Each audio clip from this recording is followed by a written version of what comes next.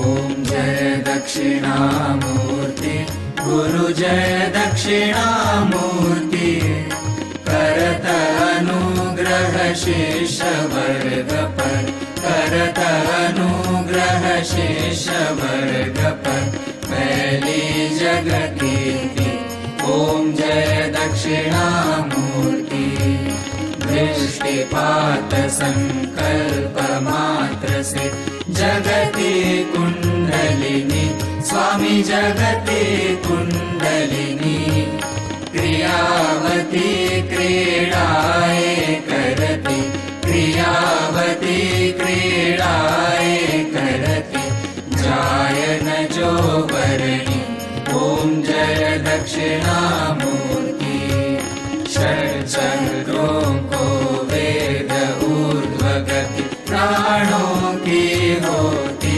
स्वामी प्राणों की होती दिव्य मौन उपदेश जगाता दिव्य मौन उपदेश जगाता निष्ठा की ज्योति ओम जय दक्षिणामूर्ति निर्मल मन निष्काम भाव से शक्ति को ध्यावे स्वामी शक्ति को ध्यावे ब्रह्म ज्ञान कर प्राप्त छूट भव ब्रह्म ज्ञान कर प्राप्त छूट भव बंधन से जावे ओम जय दक्षिणामूर्ति करिय कृपा गुरुदेव दास को अटल भक्ति दीजे स्वामी अटल भक्ति दीजे मुक्ति मुक्ति कर दान दीन को मुक्ति मुक्ति कर दान दीन को पूर्ण काम कीजे ओम जय दक्षिणामूर्ति प्रतिपल प्रीति बढ़े चरणों में हो न कभी तृप्ति स्वामी हो न कभी तृप्ति सात्विक भाव बढ़े क्षण क्षण में सात्विक भाव बढ़े क्षण क्षण में बढ़े ज्ञान दीप्ति ओम जय दक्षिणामूर्ति जिनके दृढ़ विश्वास चरण तज आस नहीं दूजी स्वामी आस नहीं दूजी निश्चय बनी अधिकारी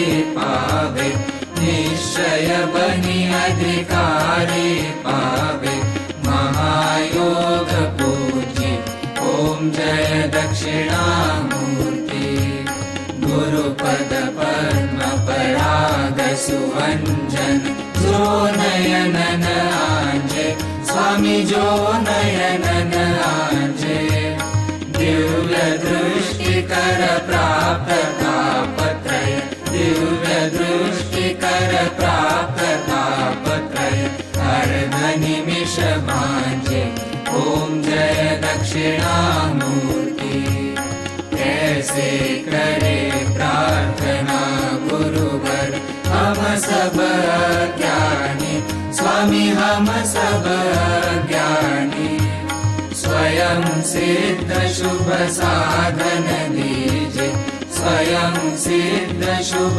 साधन दीजे श्री गुरु विज्ञानी ओम जय दक्षिणामूर्ति ओम जय दक्षिणामूर्ति गुरु जय दक्षिणामूर्ति करत अनुग्रह शिष्य वर्ग पर करत अनुग्रह शिष्य वर्ग पर फैली जगत कीर्ति ओम जय दक्षिणामूर्ति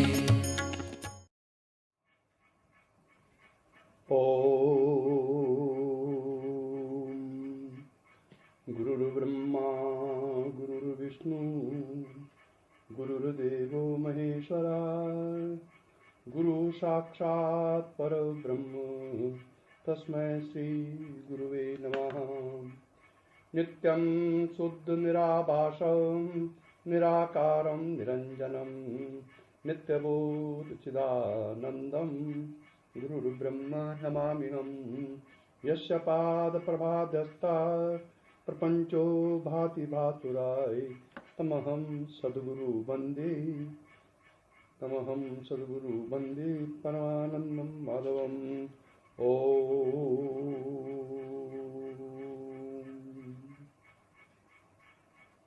भगवत स्वरूप सद्गुरुदेव श्री देवेंद्र विज्ञानी जी महाराज के चरण कमलों में प्रणाम करते हुए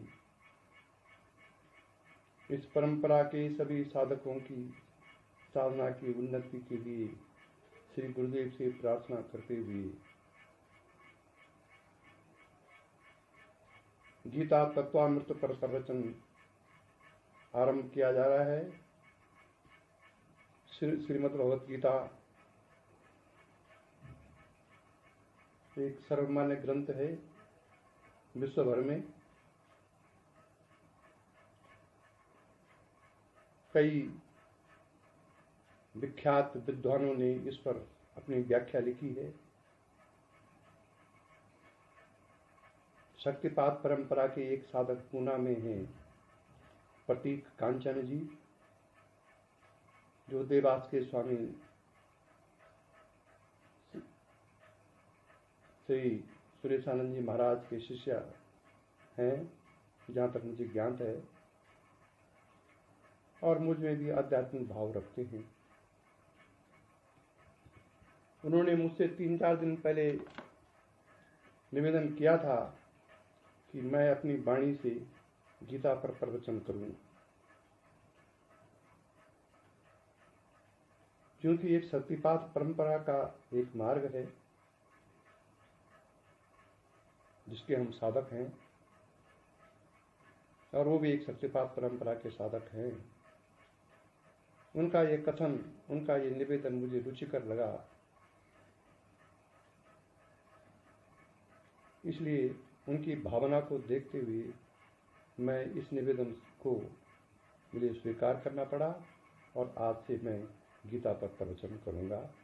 अपने बुद्धि के अनुसार मैं न कोई विद्वान हूँ, न कोई प्रवचन करता हूँ, लेकिन केवल आध्यात्मिक भावना से ओतप्रोत होकर के ये प्रवचन मैं कर रहा हूँ।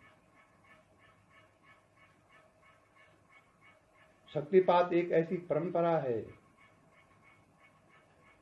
जिसमें यदि आप साधनरत हैं, नित्य आपका अभ्यास है शक्तिपात का के साधन का,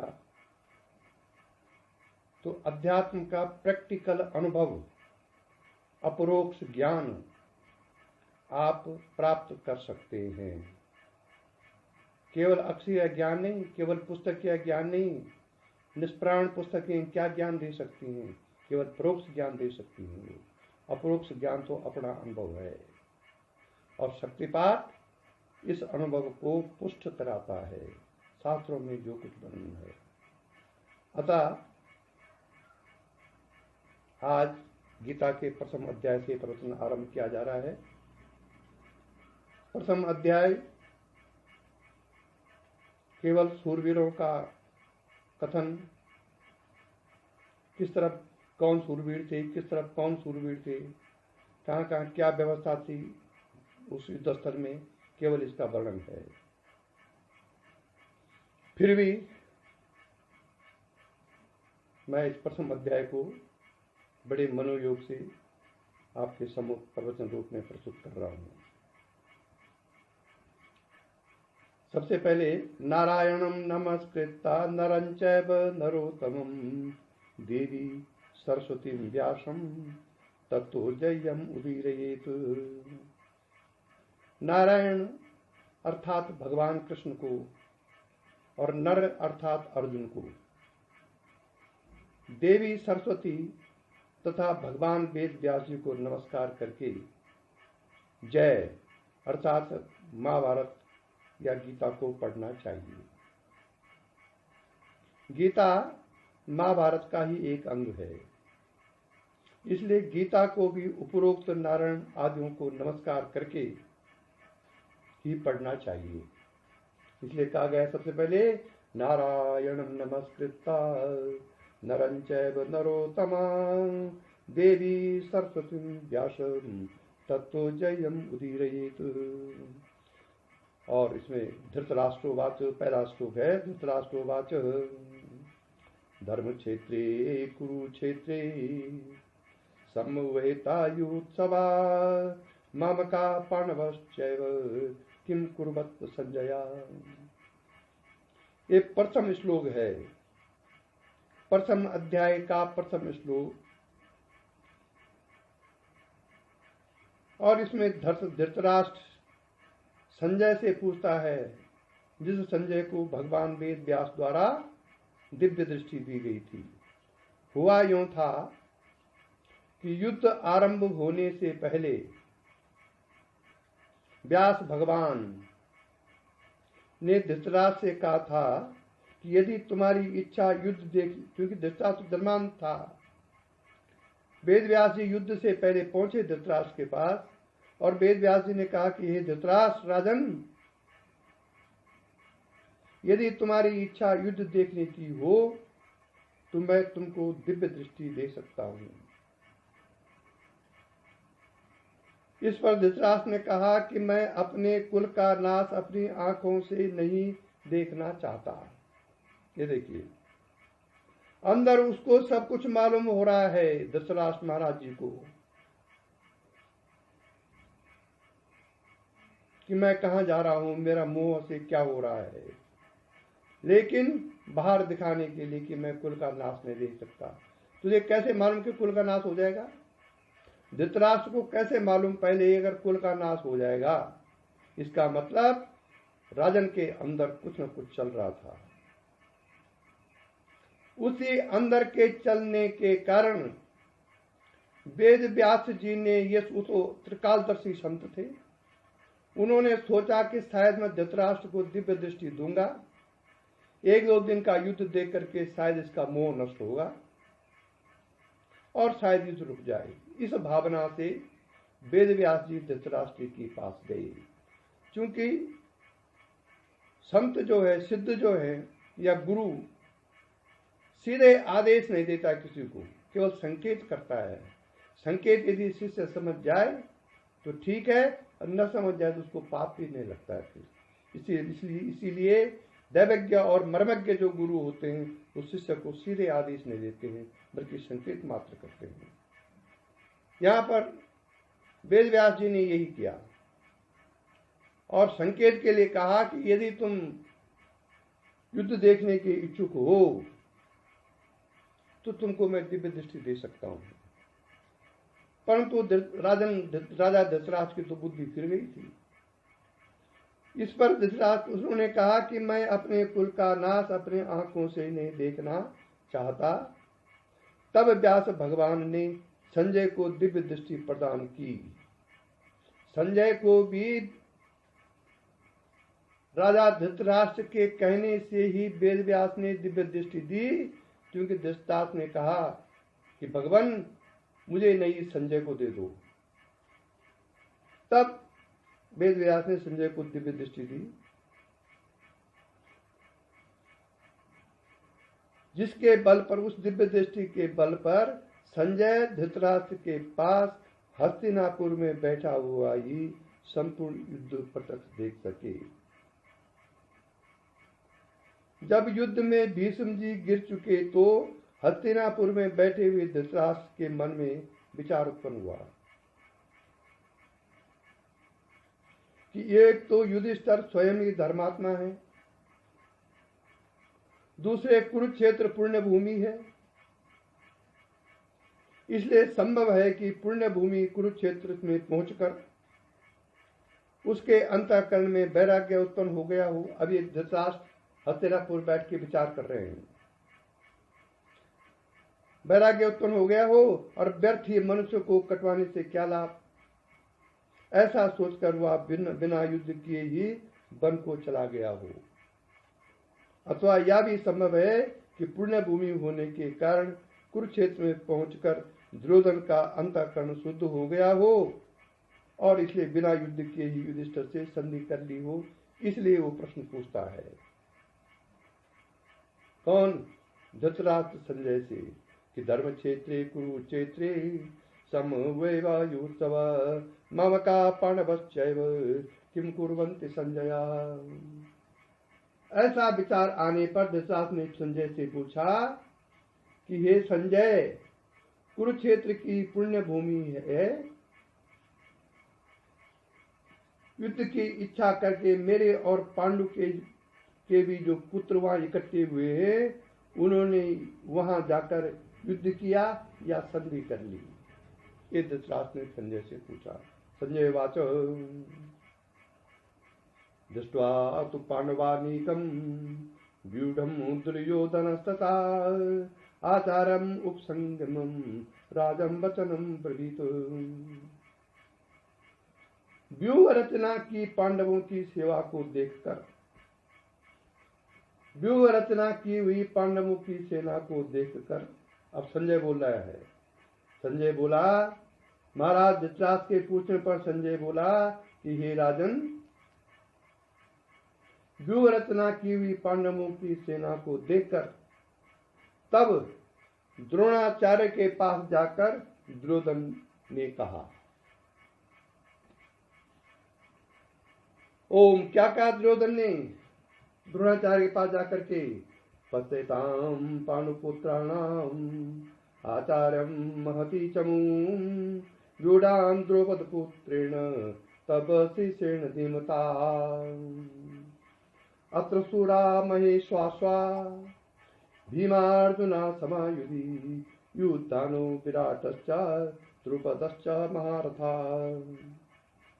दृष्टकेतुश्च केतितान काशीराजश्च वीर्यवान् पुरजित कुंती भोजश्च शैब्यश्च नरपुंगवान् युद्धा मनुष्य विक्रांत उत्तमौजाश्च वीर्यवान् स्वबुद्रो द्रौपदेयाश्च सर्व एव महारथा। दुर्योधन कहता है द्रोणाचार्य के पास, हे आचार्य प्रवर, पांडु पुत्रों की इस बड़ी भारी सेना को तो देखिए, जो कि आपके बुद्धिमान शिष्य द्रौपद के पुत्र धृष्टद्युम्न द्वारा बहुत से सूरवीर हैं। महारथी सात्विकी और विराट तथा द्रौपद और धृष्टकेतु चेकितान मनुष्यों में श्रेष्ठ शैब्य और पराक्रमी युधाभिमन्यु और बलवान उत्तमौजा सुभद्रा का पुत्र अभिमन्यु व्यूह रचना की हुई है। इनमें बड़े बड़े धनुर्धारी युद्ध में भीम और अर्जुन के समान तथा बलवान काशी का राजा पुरजित कुंती भोज और तथा द्रौपदी के पांचों पुत्र वह सब ही महारथी हैं। महारथी कहते हैं जो 10,000 धनुर्धारी योद्धाओं के साथ एक साथ युद्ध करने में सक्षम होगा, उसको उस समय महारथी कहा जाता था।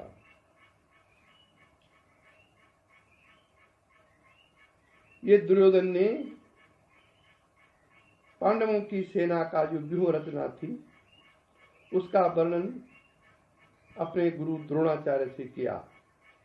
द्रोणाचार्य कौरवों के तरफ थे, भीष्म पितामह कौरवों के तरफ थे, लेकिन अंदर से वो पांडवों का भला चाहते थे क्योंकि धर्म उधर था। लेकिन द्रोणाचार्य अपने कारणों से इधर थे, भीष्म पितामह अपने कारणों से कौरवों के साथ थे, अंदर से ये दोनों पांडवों के साथ थे। इसलिए इनको गीता में कहा गया उभय पक्षीय, दोनों तरफ रहने वाले लोग। ओम अस्माकं तु विशिष्टा तन्निबोधा दुर्योत्तमा नायका मम सैन्यस्य संज्ञार्थ तान् प्रभुविति भवान् भीष्मश्च अर्कर्णश्च कृपश्च समितिञ्जया अश्वत्थामा विकर्णश्च सौमिदत्त तथैव च अन्ये च बाबासुर मदर्थे तक्त जीविता नाना सहस्रप्रहरणां सर्वे युद्ध विशारदा पर्याप्तं तस्माकं बलं भीष्मा विरक्षितं पर्याप्तं तुदमे तेषां बलं भीमा विरक्षितम्। हे ब्राह्मण श्रेष्ठ, देखो वहां ये नहीं बोलता दुर्योधन की हे गुरुवर, हे ब्राह्मण श्रेष्ठ। ये शब्द क्यों आया वहां पर? हे ब्राह्मण श्रेष्ठ, युद्ध भूमि है। विचार करने की लायक बात है कि वहां पर दुर्योधन ब्राह्मण श्रेष्ठ क्यों बोलता है। इसलिए बोलता है कि शकुनी ने उसको, उसके दिमाग को पलट दिया था युद्ध होने से पहले कि यदि ब्राह्मण अस्त्र वाला हो, ब्राह्मण का हाथ में शोभा तो शास्त्र है, लेकिन यदि उसके हाथ में शस्त्र अस्त्र हो तो ऐसा ब्राह्मण उभय पक्षीय होता है। ये बहुत पहले शकुनी ने दुर्योधन को बार बार कहा कि इन ब्राह्मणों के कारण, गुरु जो ब्राह्मण है शस्त्र शस्त्रधारी, ये सबसे खतरनाक होते हैं।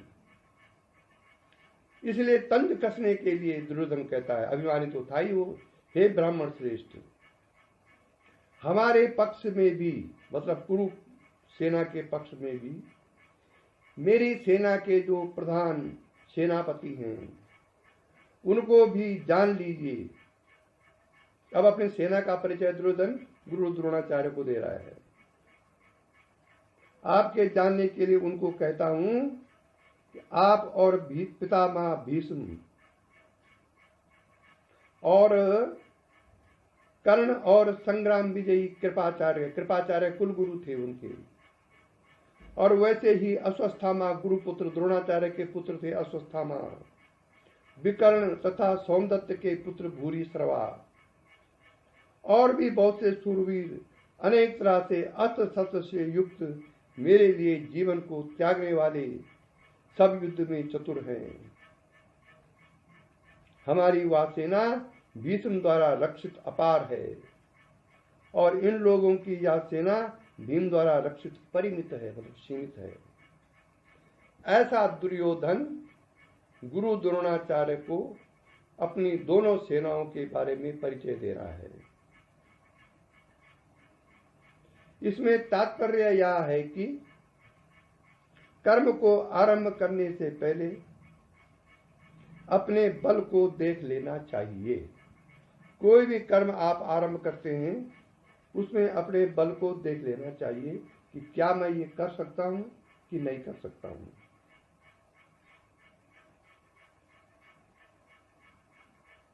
दुर्योधन इसीलिए कहते हैं, ये आचार्य, देखने में तो ऐसा आता है कि भीष्म द्वारा रक्षित, अर्थात जिसके सेनापति भीष्म पितामह जी हैं, हमारी अपार सेना अगणित अजेय है, और इन पांडवों की भीम द्वारा रक्षित सेना परिमित अर्थात मर्यादित है, यानी जीतने में सुगम है। और यदि इसका गहनता से विचार किया जाए तो इसका अर्थ यह भी हो सकता है कि भीष्म द्वारा रक्षित हमारी सेना अपर्याप्त अर्थात काफी नहीं है, यानी जीतने में समर्थ नहीं है। क्योंकि एक तो भीष्म जो युद्ध है, भीष्म जो वृद्ध हैं, दूसरे उभय पक्षी हैं, वो अर्थात पांडवों का भला चाहते हैं, इसलिए हमारी सेना नहीं जीत सकती। ये आंतरिक अर्थ है इसका, जो दुर्योधन के मन में चल रहा था। क्योंकि भगवान तो सबके अंदर है, वो तो प्रेरणा देते रहते हैं कि क्या होने वाला है। हम अपने अभिमान और संस्कार के कारण उस प्रेरणा को समझ नहीं पाते, वो दूसरी बात है। इसलिए दुर्योधन के अंदर में ये भी चल रहा है। और भीम द्वारा रक्षित पांडवों की सेना पर्याप्त अर्थात काफी है, यानी जीतने में समर्थ है। क्योंकि एक तो भीमसेन युवा है और दूसरा बड़ा कट्टर पक्षपाती है भीमसेन। इसलिए पांडवों की सेना हमारी सेना को जीत लेगी, क्योंकि वहां भगवान श्री कृष्ण भी सारथी है। ऐसा इसका दूसरा अर्थ लगाया जा सकता है। अर्थ दो प्रकार के होते हैं। एक तो आपके अंतरात्मा में जो चल रहा होता है वास्तव रूप में, और एक अपने अहंकार के कारण जो आप उसका अर्थ लगा देते हैं अपनी सुविधा के अनुसार। तो यहाँ पर ठीक यही अवस्था है। अयनेषु च सर्वेषु यथा भाग गवस्थिताय यथा भागम अवस्थिता भीष्मेवाभिरक्षन्तु भवन्ता सर्व एव हि। इसलिए सब मोर्चा पर अपनी अपनी जगह स्थित रहते हुए आप सभी निसंदेह भीष्म जी की ही सब ओर से रक्षा करें। ये दुर्योधन गुरु द्रोणाचार्य को बोल रहे हैं। अब देखिए यहाँ पर भी तंज है। दुर्योधन को शक है कि कहीं भीष्म पितामह उस ओर न चले जाएं, इसलिए वो डबल अर्थ करके कह रहे कि भीष्म जी की रक्षा करें। भीष्म को रक्षा की क्या आवश्यकता थी? वो तो कृष्ण के समान योद्धा थे। कहीं ऐसा न हो कि भीष्म जी को शिखंडी मार जावे, क्योंकि भीष्म जी का निश्चय है कि वह शिखंडी पर शस्त्र नहीं चलावेंगे। अथवा कहीं ऐसा न हो कि भीष्म जी पांडवों से मिलकर हमारी सेना कटवा दें, क्योंकि भीष्म जी उभय पक्षी हैं, इसलिए सावधानी से भीष्म जी की रक्षा करनी चाहिए। ये दुर्योधन ने गुरु द्रोणाचार्य से कह दिया। अब देखिए यहाँ डबल गेम चल रहा है दुर्योधन का।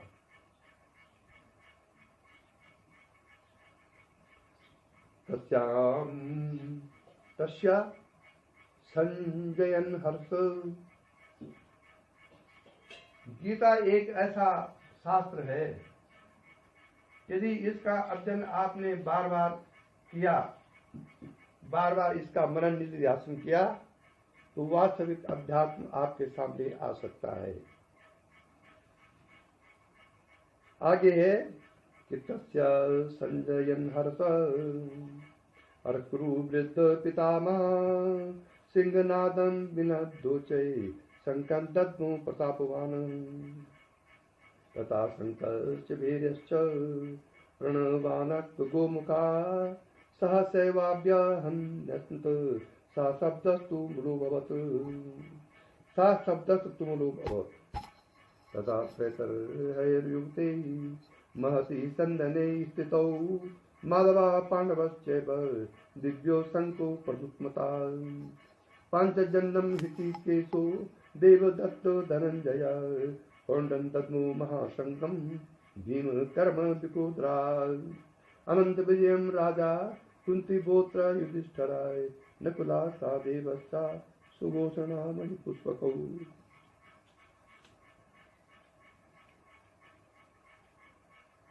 तस्य संजन हर्ष कुरु वृद्ध पितामह।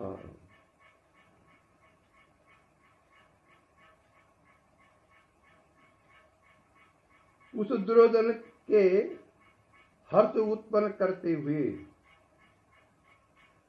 कौरवों में वृद्ध प्रतापी भीष्म पितामह ने बड़े जोर से सिंहनाद समान गरज कर शंख बजाया, और तब शंख और भेरी और ढोल नगाड़े रणसिंगे आदि एक साथ में बजे। वह शब्द बड़ा भयंकर हुआ। तब सफेद घोड़े जुते हुए बड़े श्रेष्ठ रथ में बैठी हुई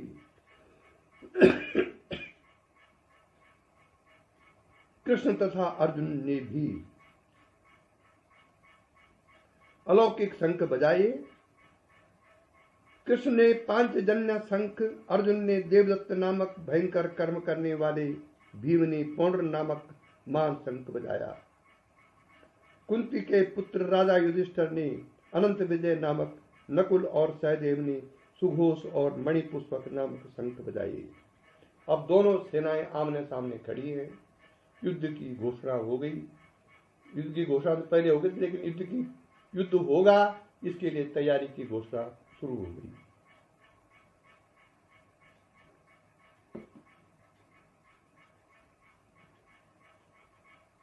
काशश्च परमेश्वास शिखंडी च महारथा दृष्टद्युम्नो विराटश्च सातकिश्च पराजिता द्रुपदो द्रुपदेयाश्च सर्वसा पृथ्वीपति सौद्रश्च महाबाहु शङ्खदत्नु पृथक् पृथक् सगोषो दातराष्ट्राणां हृदयानि विदारयत् नभश्चा पृथ्वी चैव तुमुलो व्यानुनादयन्। श्रेष्ठ धनुष वाले काशीराज और महारथी शिखंडी और धृष्टद्युम्न और विराट अजेय सात्विकी और राजा द्रुपद और द्रौपदी के पुत्र तथा बड़ी भुजा वाली सुभद्रा के पुत्र अभिमन्यु। हे राजन, इन सब ने अलग अलग शंखों को बजाया और उस भयंकर शब्द ने आकाश और पृथ्वी को शब्दायमान करते हुए धृतराष्ट्र के पुत्रों के हृदय को विदीर्ण कर दिए। ये संजय हस्तिनापुर में बैठ करके राजा धृतराष्ट्र से दिव्य दृष्टि द्वारा युद्ध स्थल में जो हो रहा था उसका वर्णन किया कुरुक्षेत्र का।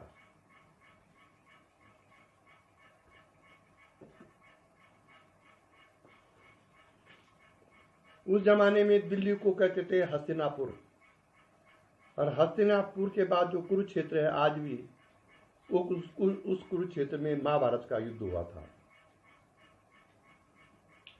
तात्पर्य यह है कि भीष्म जी ने शंख बजाकर सूचित किया कि हम युद्ध करने के लिए तैयार हैं। उसके उत्तर में कृष्ण तथा अर्जुन आदि ने भी अपने अपने शंखों को बजाकर सूचना दी कि हम भी युद्ध के लिए तैयार हैं। उसमें धर्म युद्ध होता था। अगर कोई तैयार नहीं था तो उस पर अचानक आक्रमण नहीं किया जाता था। आज तो अगर कोई तैयार भी नहीं तो आक्रमण किया जाता है। अतः व्यवस्थिता ही दृष्ट्वा धातराष्ट्रान् कपिध्वजा प्रवृत्ते शत्र संपाते धनुर्धन्य पांडवा ऋषिकेशं तथा वाक्यम इदम आह महीपति।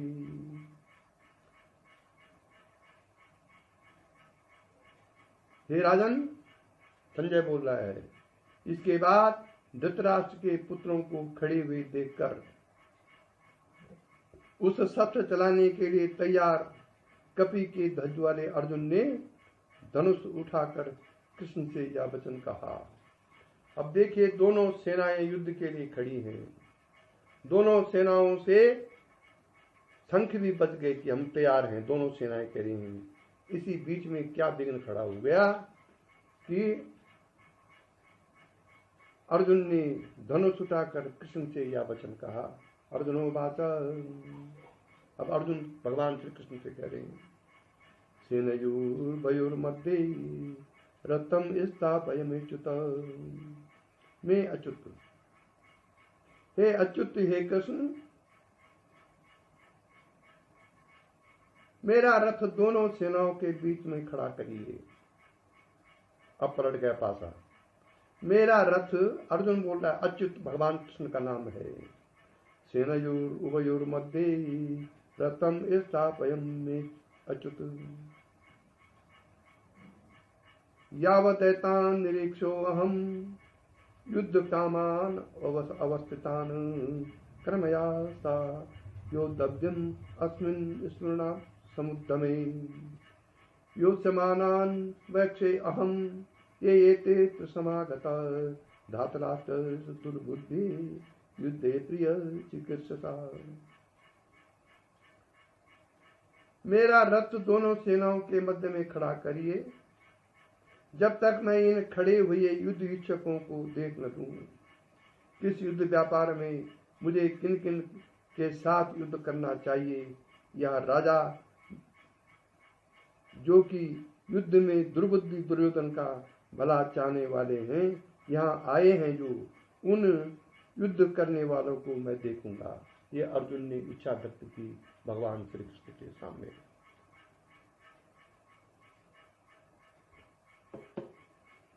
संजय बात। संजय बोल रहा है किससे? धृतराष्ट्र से। हस्तिनापुर में बैठे हुए दोनों, धृतराष्ट्र भी और संजय भी। संजय को दिव्य दृष्टि प्राप्त है और उस दिव्य दृष्टि से कुरुक्षेत्र में जो कुछ घट रहा है वो धृतराष्ट्र को अपनी कह रहा है। अब संजय फिर बोलते, संजय बात। एवं मुक्तो ऋषिकेशु गुडाकेशेन भारत सेनयोर्भयोर्मध्ये स्थापयित्वरथोत्तमा भीष्मद्रोणा मुखता सर्वेषां च महीक्षिताम् उवाच पार्थ पश्यतान् समवेतान् कुरुनीति। हे राजन, अर्जुन द्वारा इस तरह कहे हुए कृष्ण ने दोनों सेनाओं के बीच में सब राजाओं तथा भीष्म और द्रोणाचार्य के सामने उत्तम रथ को खड़ा करके ऐसा कहा, हे पार्थ, इन इकट्ठे हुए कौरवों को देख। तत्र पश्चात स्थितान् पार्थ पितृनत पितामहान् आचार्यान् मतुलान् भ्रातॄन् पुत्रान् पौत्रान् ख्रिस्तताः ससुरान् सुहृदस्यैव सेनयोर उभयोरपि तान् समीक्षा कौन्तेये सर्वान् बन्धून् अवस्थितान् कृपया परयाविष्टो विसीदन्तीन् ब्रवीत विसीदन्निदं ब्रवीत। जब भगवान कृष्ण ने दोनों सेनाओं के मध्य में अपना रथ खड़ा किया, अर्जुन उसमें खड़े थे। अर्जुन ने क्या देखा? तब अर्जुन ने उन दोनों ही सेनाओं में चाचा ताऊ, दादाओं को, गुरुओं को, मामाओं को, भाइयों को, पुत्रों को तथा पौत्रों को तथा मित्रों को, ससुरों को और सुहृदों को भी खड़े हुए देखा। उन सब बंधुओं को खड़े हुए देखकर वह अर्जुन अत्यंत करुणा से भरा शोक करता हुआ वह भगवान श्री कृष्ण से बोला, अर्जुन उवाच। अब अर्जुन ने जब देखा कि तमाम हितैषी दोनों ओर से खड़े हैं और दोनों युद्ध के लिए तैयार हैं, दोनों सेनाएं, तो अर्जुन को मोह उत्पन्न हो गया। देखिए, जब कोई बुराई अच्छाई के भेष में आती है तो भगवान को फिर उस समय गीता का उपदेश देना पड़ता है, क्योंकि बुराई जब अच्छाई के भेष में आए तो उसको पहचानना बड़ा कठिन है। बुराई के भेष में आ जाए तो बहुत जल्दी पहचानी जाएगी, लेकिन जब वो अच्छाई के भेष में आए, कोई व्यक्ति आपका बहुत बुरा करना चाह रहा है, अंदर ही अंदर षड्यंत्र कर रहा है और आके वो आपको प्रणाम कर दे तो आपको पता नहीं चलेगा क्या सोच रहा है ये, और वो अपने कार्य में सफल हो जाएगा। बुराई अच्छाई के भेष में आ गई क्योंकि उसने चरण छू करके कपट पूर्वक प्रणाम करके अपना कार्य साध लिया है। ठीक यहाँ पर ऐसे ही हुआ। अर्जुन को मोह हो गया, जीवन पर्यंत तो संकल्प करता रहा, इन कौरवों ने हमारे साथ बहुत अन्याय किया, और जब भगवान श्री कृष्ण ने वो समय उपस्थित किया कि अब अन्याय को खत्म कर, अन्याय का प्रतिकार कर, तब अर्जुन को मोह उत्पन्न हो गया। तब कहता है कि तो सब मेरे चाचा चाची, ससुर, गुरु द्रोणाचार्य, भीष्म पितामह, मेरे पूज्य सब खड़े हैं, यह कहने लग गया। अर्जुन वो बात क्या कहते अर्जुन भगवान श्री कृष्ण से, जब उन्होंने ये देख लिया पूरा। दृष्टे वैमं स्वजनं कृष्ण युत्सं समुपस्थितं सिद्धन्ति मम गात्राणि मुखं च परिशुष्यति वैपयुश्च शरीरे मे रोमहर्षश्च जायते गाण्डीवं संसते हस्ता त्वक्कच्चैव परिदह्यते न च शक्नोम्य अवस्थातुं ब्रह्मतीव च मे मना निमितानि च पश्यामि विपरीतानि केशव न च श्रोयो अनुपश्यामि हत्वा सज्जन्मावे न कांसे विजयं कृष्ण न च राज्यं सुखानि च। हो गए मोह उत्पन्न। और किम नो राजेन गोविंद किम भोगे जीवितेन वा। अर्जुन कहते हैं, हे कृष्ण, युद्ध करने की इच्छा से इकट्ठे हुए इन सब संबंधियों को देखकर मेरे अंग शिथिल हुए जाते हैं और मुख सूखा जाता है और मेरे शरीर में कंप तथा रोमांच होता है। हाथ से गांडीव धनुष नहीं देखता है। इसलिए हे कृष्ण,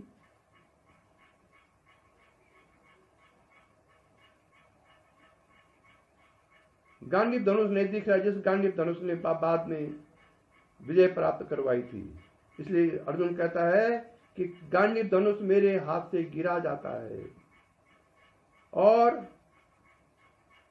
खाल भी अत्यंत जल रही है मेरी, तथा मेरा मन भ्रमित सा हो रहा है, इसलिए खड़ा रहने को भी समर्थ नहीं हूं मैं। हे केशव, मैं सब लक्षणों को उल्टा ही देखता हूं और लड़ाई में संबंधियों को मारकर कल्याण भी नहीं देखता हूं। इसलिए हे कृष्ण, न तो विजय की और न ही राज्य तथा सुख को चाहता हूं। हे गोविंद, हमें राज्य भोगों से क्या सुख है और जीवित रहने से ही क्या लाभ है,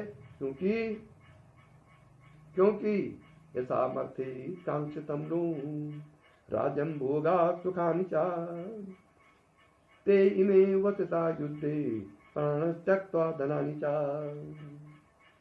आचार्या पितरा पुत्रास् तथैव च पितामहा मातुला ससुरा पौत्रा शाला संबंधिनस्तथा इत्तान् हन्तुमिच्छामि घ्नोत्तोऽपि मधुसूदन यत् अपि त्रिलोक्य राजस्य हेतु किं नाम नीक्षे नियत्या धातराष्ट्रान्न का प्रीति स्याजन जनार्दनाय पापमेवाश्रये तस्मान् हत्वैतातान् अतायिनाय तस्मान्नाय वयं मन्तु धातराष्ट्रान् स्वबान्धवान् स्वजनं हि कथं हत्वा सुखिनः स्याम माधव।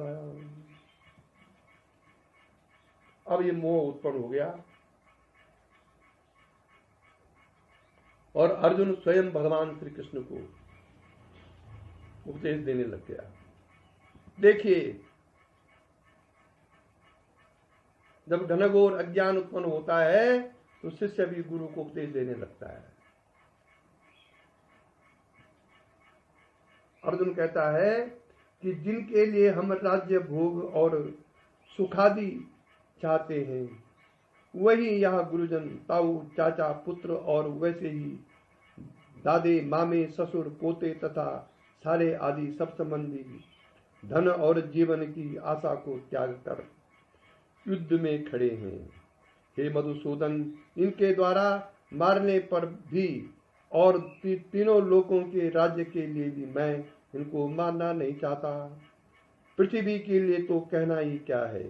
हे जनार्दन, कौरवों को मारकर हमें क्या आनंद होगा, उल्टा इन आतताइयों को मारकर हमको पाप ही लगेगा। इसलिए हे माधव, अपने संबंधी कौरवों को मारने को हम योग्य नहीं है, क्योंकि अपने कुटुंब को मारकर हम खुशी कैसे होंगे।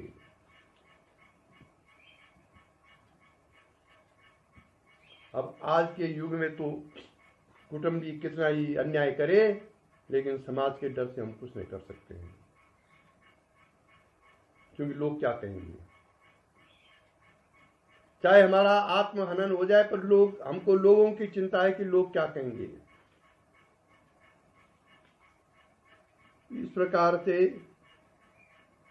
अद्यपेते न पश्यन्ति लोभोपहत चेतसा कुलक्षयं कृतं दोषं मित्रद्रोहे च पातकम् कथं न गेयमस्माभिः पापादस्मान्न वर्तितुं कुलक्षयं कृतं दोषं प्रपश्यामि जनार्दन। कुलक्षये प्रणश्यन्ति कुलधर्म सनातनाय धर्मनश्चे कुलकृतं धर्मो अभिव्यक्तुत्साय अधर्माभि भवात् कृष्ण प्रदूषन्ति कुलस्त्रिये स्त्रीषु दुष्टासु वास्नेये जायते वर्णशङ्कराय शङ्करो नरकायैव कुलङ्घानां कुलस्थिता पतितं पितरो हेषां लुप्तपिण्डो प्रियातका। अब यहाँ पर अर्जुन कह रहे हैं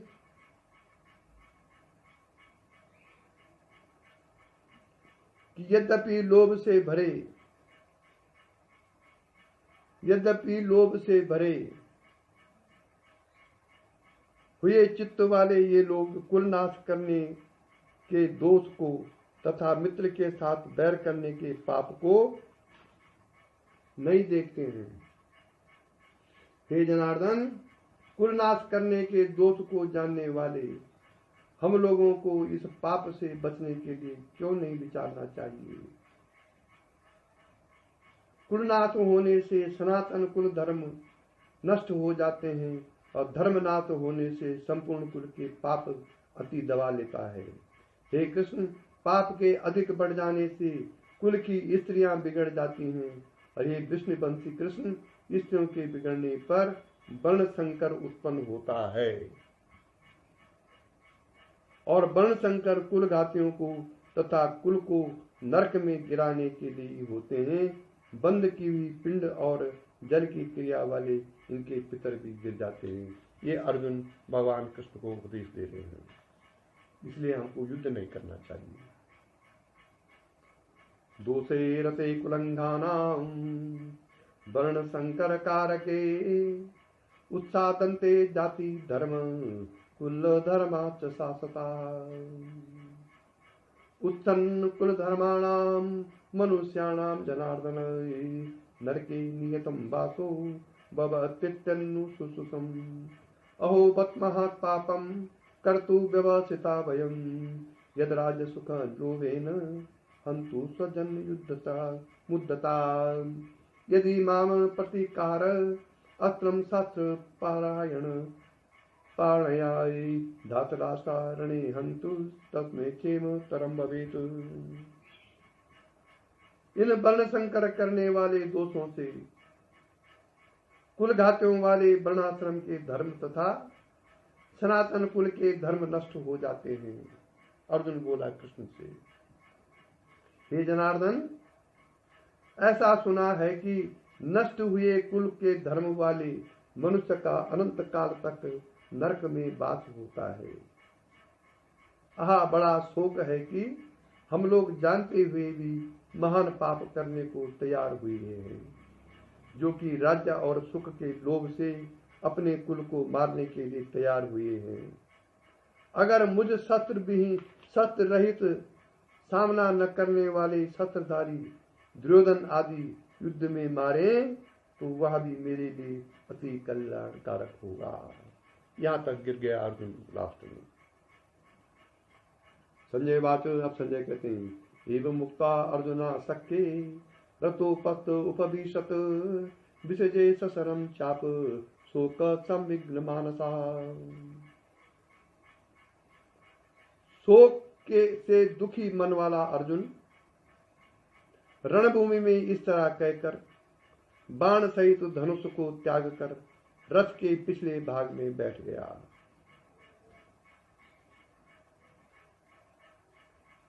हो गया मोह उत्पन्न और रथ के पिछले भाग में अर्जुन बैठ गया कि मैं युद्ध नहीं करूंगा। यहाँ पर एक शंका होती है कि गीता में जो नरकादि का कथन है उसका वास्तविक नरक स्वर्ग है क्या? ये शंका उत्पन्न हो सकती है। न तो नरक स्वर्ग की जांच करने की तुम में बुद्धि है, हम में बुद्धि है, और न ऋषियों के लेखों पर ही हमको विश्वास है। बुद्धि तो शुद्ध तब हो जबकि हम विषयों से हटकर परमात्मा में लगें। हम विषयानंद के समान और आनंद मानते ही नहीं, फिर बुद्धि विषय भोगों से हटकर परमात्मा में क्यों स्थिर हो?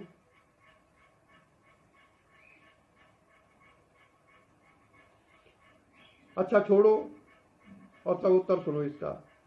ऋषि मुनियों का कथन है कि आकाश में जितने तारागण दिखते हैं वह सब लोक लोकांतर हैं।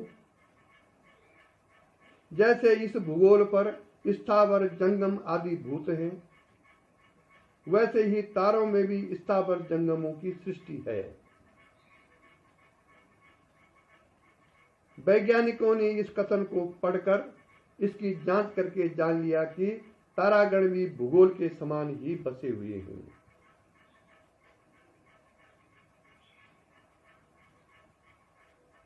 सबसे समीप मंगल नाम के तारे को दूरबीन, दूर की वस्तु देखने वाला जो यंत्र होता है, दूरबीन से भी देख भी लिया गया है कि वहाँ इस भूगोल के समान ही पहाड़, नदी, सरोवर, मनुष्य, पशु, पक्षी आदि स्थावर जंगमों की सृष्टि है। इससे सिद्ध हुआ है कि भूगोल के सब ओर जितने भी तारागण फैले हुए हैं वह सब लोकांतर हैं। इन तारों में ही दक्षिण की ओर पितृलोक है, जहाँ मृत्यु के समय पितरों को पूजने वाले जाते हैं। ऐसे ही स्वर्ग भी है, जहाँ मृत्यु लोक से उत्तम हर तरह के विषय भोगों का आनंद है। ऐसे ही जहाँ अत्यंत कष्ट है वह नरक कहलाता है, जैसा कि शास्त्रों में वर्णन किया है। और इसी के साथ गीता का प्रथम अध्याय समाप्त हुआ। ओम तत्सदिति श्रीमद् भगवद गीता रूपी उपनिषद में ब्रह्म विद्या के अंतर्गत योग शास्त्र में श्री कृष्ण अर्जुन संवाद का अर्जुन विषाद योग नामक पहला अध्याय समाप्त हुआ। इस अध्याय को कहते हैं विषाद योग, प्रथम अध्याय।